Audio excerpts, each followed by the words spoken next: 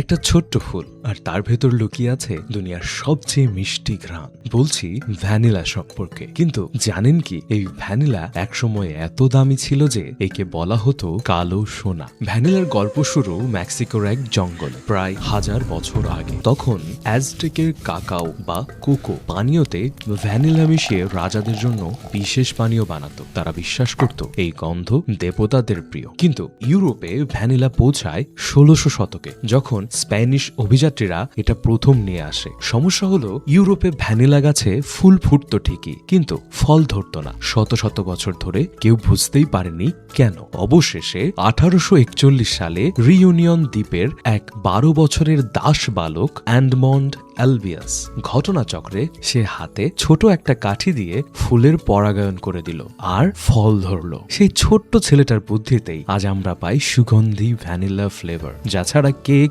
Ice cream, coffee বা dessert অসম্পূর্ণ।